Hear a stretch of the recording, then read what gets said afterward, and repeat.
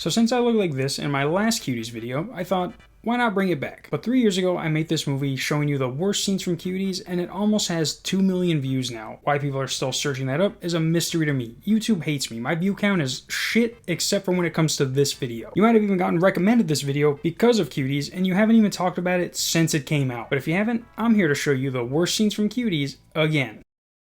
Just kidding, nobody wants to see that shit. I will, however, describe to you everything because, in all honesty, I don't want you guys watching that video anymore. I have like 400 other ones that need some love too, you feel me? But when this movie came out, there were red flags everywhere that even crossed over into the promotional content. This movie is lucky it came out in 2020, otherwise we would have spent all our efforts into stopping this from spreading worldwide. For starters, I don't know if you guys remember, but they had 2 different covers for the movie, which still definitely needs some explanation. Why was this one the one for America, but this one was the one for overseas? Both are equally bad in their own way, this one for obvious reasons, the other one because these 4 just went shopping at Victoria's Secrets and are wearing what they bought over their clothes. The second thing that should have told us we were in big trouble was that Netflix changed the summaries. One said an 11-year-old girl becomes fascinated with twerking, and the other said an 11-year-old girl starts to rebel against her parents. Now from here on, it just gets worse, as the whole movie, and I mean the whole movie, is a pedophile's wet dream. Not only do you have actual underage girls dancing provocatively, but you also have them dressed like someone who belongs in a GTA strip club. There's also a scene where one of the girls tries to record a boy in the bathroom. They try and lie about their age to flirt with older guys. One of them even plays with a used condom, and people were like, this was a coming of age film. Come on, you were a kid once. Come on.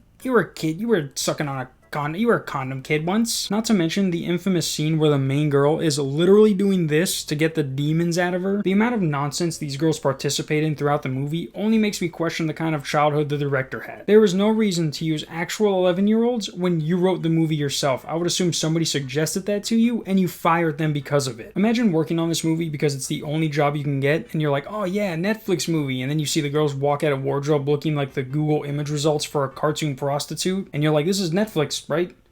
With 1X, not 3. And people forget that Sneeko said this was his favorite movie when it came out and adamantly defended it like he was contractually obligated to. I saw Cuties last night and it was pretty good. It's a pretty good movie. This is one of the movies that's gonna age well. I'll show you one scene and you tell me if this is worth defending or not.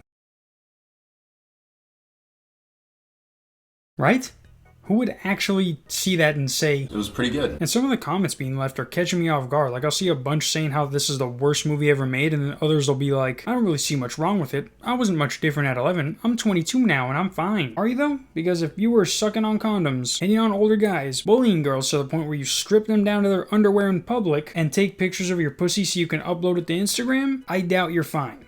You're maybe fine in your own little make-believe land, but out here, you're a fucking weirdo. And the fact that this movie won 2 awards, one for Best Director. Look at the other movies that are nominated. Just by their trailer themselves, they should have beat out Cuties. I'm convinced that Jeffrey Epstein, EDP, and Jared from Subway were the judges because there is no way Cuties was that good to beat these movies out. The fact that this is still on Netflix is crazy too. You would think with everything that people are mad at in 2023, Cuties being on Netflix would be one of them. The fact that someone who has the same intentions as EDP can watch this movie and not get in trouble only tells me that 2024 is going to be even more awesome, baby. If you guys want to see a fatter version of me show you more of the movie I just talked about, I won't leave a link because I don't want you to watch those videos. Otherwise, I'll see you guys tomorrow because I said see you guys next week in my last 4 videos and those were uploaded 2 days apart. Peace.